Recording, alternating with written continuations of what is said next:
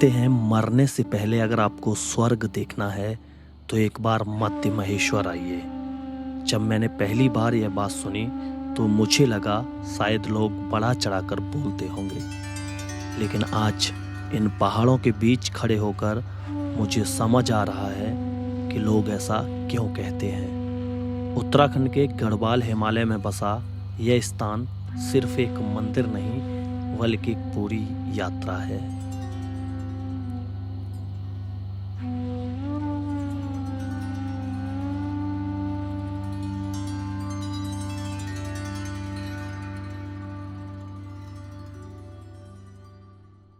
Good morning guys, अभी सुबह के 6:30 बजे हैं और मैं हूं अभी उनियाना गांव में। आज मैं करने वाला हूं मध्य महेश्वर का ट्रैक। मैं यहां से जाऊंगा रासी विलेज, जो मध्य महेश्वर का बेस विलेज है, और वहां से जो मध्य महेश्वर ट्रैक की दूरी है वो लगभग 16 किलोमीटर दूर है। आप मेरे पीछे जो आप देख रहे हैं पीक, जिसके ऊपर स्नो है, तो वहां तक हमें जाना है। वहां पे है मध्य महेश्वर धाम। यहाँ से हम जाएंगे रासी विलेज, जो लगभग 2 किलोमीटर की दूरी पे है, और वहां से फिर हम ट्रैक करेंगे।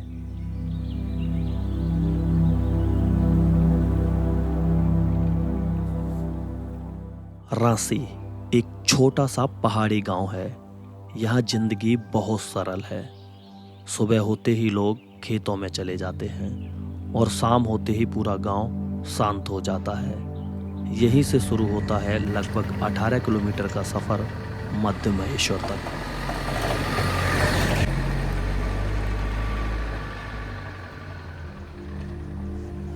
रासी विलेज से लगभग 2 किलोमीटर तक आप अपने व्हीकल से आ सकते हैं। यहाँ से अभी रास्ता बन रहा है, पूरी तरह से बना नहीं है, तो हम भी अपनी गाड़ी से यहाँ तक आए हैं। अब यहाँ से जो मध्य महेश्वर का पैदल ट्रैक है वो स्टार्ट होता है। सामने ही हमारे बोर्ड लगा हुआ है जहाँ पे लिखा हुआ है मध्य महेश्वर पैदल मार्ग, मतलब यहाँ से अब हमारा ट्रैक स्टार्ट होगा।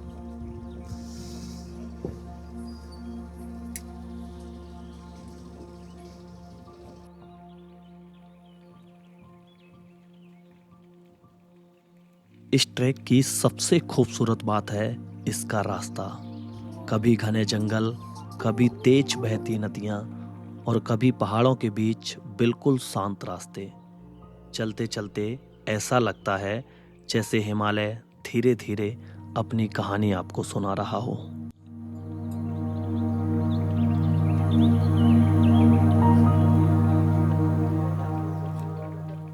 मध्य महेश्वर की तरफ जाते हुए रास्ते में एक जगह आती है भीमसी झरना। दूर से देखने पर यह झरना बेहद खूबसूरत लगता है। पहाड़ों से गिरता हुआ तेज पानी और उसके चारों तरफ फैली हरियाली। लेकिन हमारे होम स्टे के मालिक ने हमें एक बात कही थी, इस झरने के बहुत पास मत जाना। गोंडार से 2.5 किलोमीटर पीछे भीमसी में एक झरना आता है, जो कि तालाब है। वहाँ पर काफी लाशें भी हो रखी है। जो उसके अंदर जाता है तो वो जो है एकदम, वहाँ पर कुछ आत्माएं रहती है जो कि अंदर खींच देती है। और हो सकता है वहाँ जो है कोई अंदर जो है जो तालाब है वो सीधा, उसका स्रोत सीधा नदी से, जो नीचे मंदाकिनी नदी आती है। तो इसलिए वहाँ पर जो भी यात्री जाते हैं तो उनको संभल के चलना चाहिए, झरने में न जाए। हमारा आप लोगों को एडवाइस यही है। भीमसी झरना पार करने के बाद रास्ता थोड़ा और ऊपर चढ़ता है, और कुछ देर बाद हम पहुंचते हैं गोंडार गांव में। पहाड़ों के बीच बसा यह छोटा सा गांव मध्य महेश्वर ट्रैक का एक महत्वपूर्ण पड़ाव है। यहाँ पहुंचते पहुंचते कई घंटों की ट्रैकिंग के बाद थकान भी महसूस होने लगती है और थोड़ा आराम भी मिल जाता है।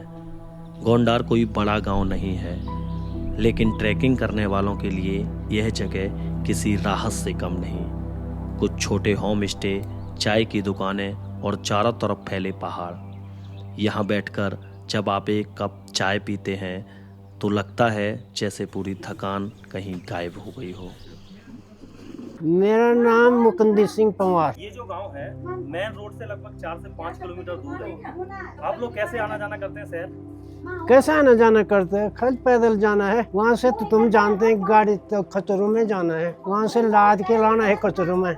बहुत परेशानी के काम है यहाँ। और हॉस्पिटल जाना है तो विकी मठ जाना है, देहरादून जाना है, ऋषिकेश जाना है, रुद्रप्रयाग जाना है। अगर कभी किसी की ज्यादा तबीयत खराब हो जाती है, ज्यादा तबीयत, ज्यादा से ज्यादा कम व्यवस्था है यहाँ दवाई की, गोली गाली, नहीं तो बाहर जाना पड़ता है। सीधा ऊंची मोट बहुत दिक्कत आती है यहाँ तो। क्या है व्यवस्था कोई नहीं, पर ऐसा है कि शुद्ध हवा पानी है बकाए, और क्या है कुछ नहीं। थोड़ी देर आराम करने के बाद हम फिर निकल पड़े मध्य महेश्वर की तरफ, क्योंकि असली पहाड़ी चढ़ाई अभी बाकी थी।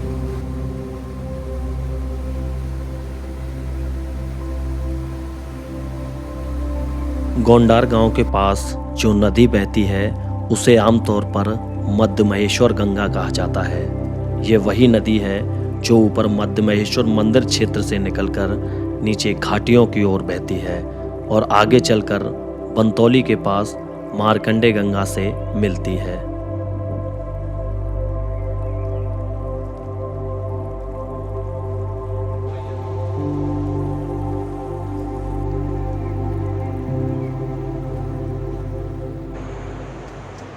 मध्य महेश्वर का इतिहास हजारों साल पुराना माना जाता है। महाभारत युद्ध के बाद पांडव अपने पापों से मुक्ति पाने के लिए भगवान शिव की खोज में निकले, लेकिन शिव उनसे मिलने से बचना चाहते थे और उन्होंने बैल का रूप ले लिया।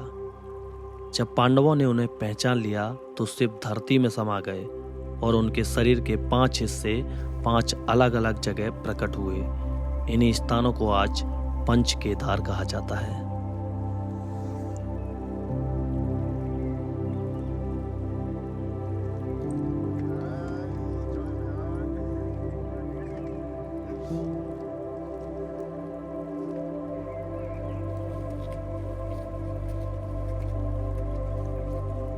सुबह 9 बजे से मैं ट्रैक कर रहा हूँ। अभी शाम के 5 बज चुके हैं और अभी मंदिर 3.5 किलोमीटर बाकी है। आप देख सकते हैं पूरी तरह से अभी सूरज छुप चुका है और लालिमा यहाँ पे दिख रही है। तो अभी जो रास्ता है वो जंगल वाला है, मतलब हमको जल्दी चलना होगा क्योंकि वहाँ पे फिर दिखेगा भी नहीं, और हमारे पास मोबाइल है, उसके सिवा और कोई भी एक्स्ट्रा लाइट नहीं है।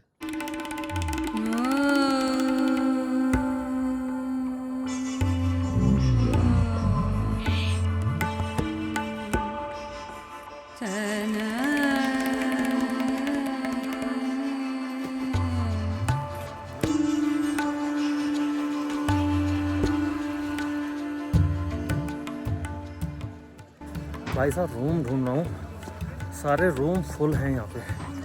अभी टेंट की जुगाड़ हुई थी, पूछते हैं कहीं ऐसा ना हो मैं पहुँचूँ तब तक टेंट ही ना मिले। बहुत यात्री आ गए।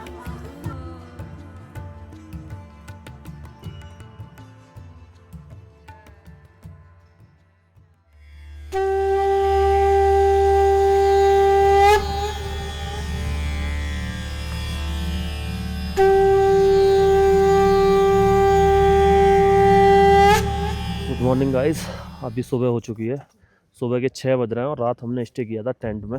कल रात को हम यहाँ पहुँचे लगभग 8 बजे। ठंड इतनी ज़्यादा थी कि फिर वीडियो बनाने का बिल्कुल भी मन नहीं किया। अभी मंदिर के कपाट बंद हैं, 6 बज रहे हैं, 7 बजे मंदिर के कपाट ओपन होंगे। तब तक हम जा रहे हैं बूढ़ा मध्य महेश्वर, जो यहाँ से लगभग 1.5 से 2 किलोमीटर की दूरी पे है। तो पहले हम वहाँ दर्शन करके आते हैं, फिर वापसी में हम यहाँ पे दर्शन करेंगे। सुबह का ये रास्ता और भी खास लग रहा था। चारों तरफ हल्का कोहरा, ठंडी हवा और सामने धीरे धीरे जागता हुआ हिमालय। जैसे हम ऊपर चढ़े पहाड़ों का दृश्य और भी भव्य होता जा रहा तो था। अभी मैं पहुंच चुका हूँ बूढ़ा मध्य महेश्वर।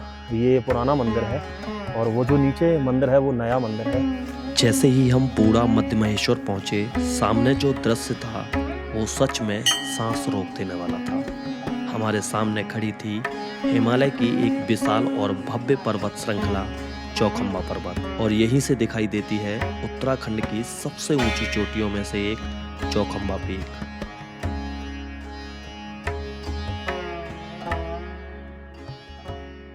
अभी मैं बूढ़ा मध्य महेश्वर मंदिर के सामने बैठा हूँ। आंखों को यकीन नहीं हो रहा है कि मैं यहाँ तक पहुँच गया।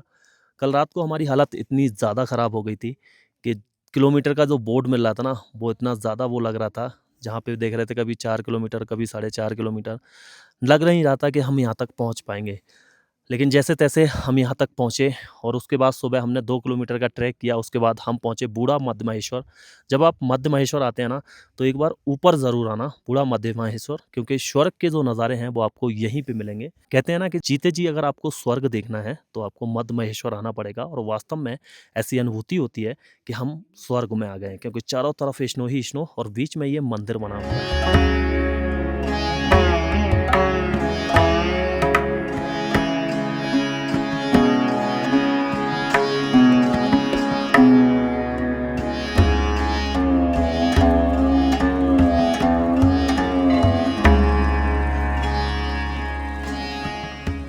तो मंदिर में दर्शन हम लोगों ने कर लिए हैं। गर्भगृह के अंदर फोटो वीडियोग्राफी अलाउड नहीं है, वो किसी भी मंदिर में नहीं होती है।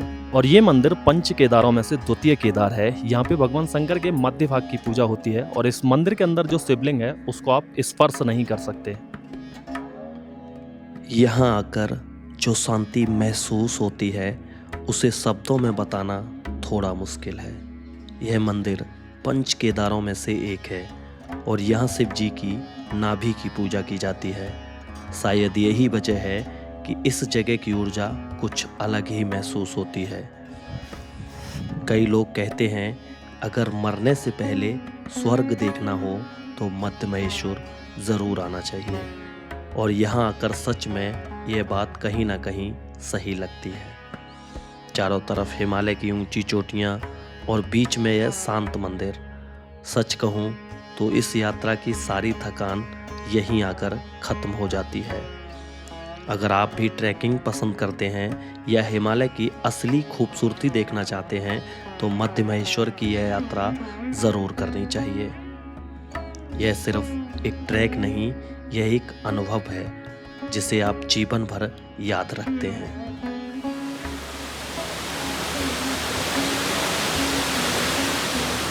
तो अब समय हो गया है मध्य महेश्वर मंदिर से वापस लौटने का। पहाड़ों की यही खास बात होती है, जब आप यहाँ आते हैं तो आपको पता नहीं चलता कब यह जगह आपके दिल के करीब हो जाती है।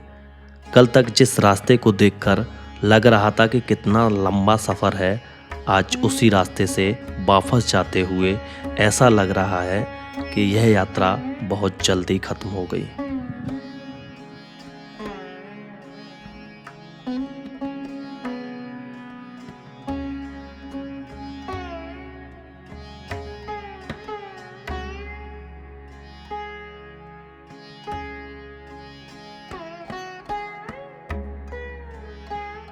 हाँ, हम लोगों की शादी 1985 में हुई थी 28 नवंबर को, और इस वर्ष 28 नवंबर को हम 40वीं वर्षगांठ मना रहे हैं। और ये बहुत ही अच्छा सफ़र रहा। इस सफ़र में मैंने तो 2 बार कैलाश मानसरोवर की यात्रा की है। पिछले एक कैलाश मानसरोवर की यात्रा में मैडम भी साथ में रही हैं, और पिछले साल हमने जो है रुद्रनाथ जी की यात्रा की है। चोपटा और तुंगनाथ जी की यात्रा भी हम साथ कर चुके हैं। और हमारा आइडिया ये है कि हम जितने भी जो है अपने धार्मिक स्थल हैं उनकी करें। जनवरी में हमने पूरा साउथ किया है, उसमें जो है हम लोग जो है पद्मासन कौन सा है मंदिर हैं, पद्मनाभन मंदिर में भी गए हैं, और रामेश्वर और कन्याकुमारी के भी हमने दर्शन किए हैं जनवरी के महीने में। और ये साल हमारे लिए बहुत अच्छा रहा है। और मैं तिरुपति मंदिर फरवरी के महीने में गया हूँ, वहाँ का अभी तक मेरे हाथ में ये बंधा हुआ है। तिरुपति मंदिर में भी हम लोगों ने जो है दर्शन किए हैं। और अभी हम आज जो है यहाँ पर जो है मध्य महेश्वर के मार्ग में आप लोगों के साथ में ये बातचीत कर रहे हैं। आप लोगों का भी बहुत बहुत धन्यवाद। आप लोगों ने हमें इतनी जो है तवज्जो दी, उसके लिए शुक्रिया। तो कल हम यहाँ से जो है 5 घंटे में चढ़े हैं इस 10-12 किलोमीटर को, और आज हमने 4 घंटे में ये 10-12 किलोमीटर नीचे ट्रैक कर दिया। उसके बाद ये रिकॉर्ड ये डॉक्टर सजवान के ऊपर जाता है कि इन्होंने 17 और 18 मिनट में मध्य महेश्वर महाराज से बिरध महेश्वर की दूरी तय करी। 17 या 18 मिनट के बीच में हुआ। And he is attending age 67-68। और अभी इसमें सुषमा जो सजवान है उसकी 40वीं जो एनिवर्सरी चल रही है, उसके लिए हम बधाई देते हैं यहाँ पर। हम चाहेंगे कि आप दुर्गेश बाबू और तुम्हारी टीम और सजवान जी और हम सब जो है इनकी 50वीं जब हो रही होगी तो उसमें फिर मिले। बिल्कुल बिल्कुल बिल्कुल।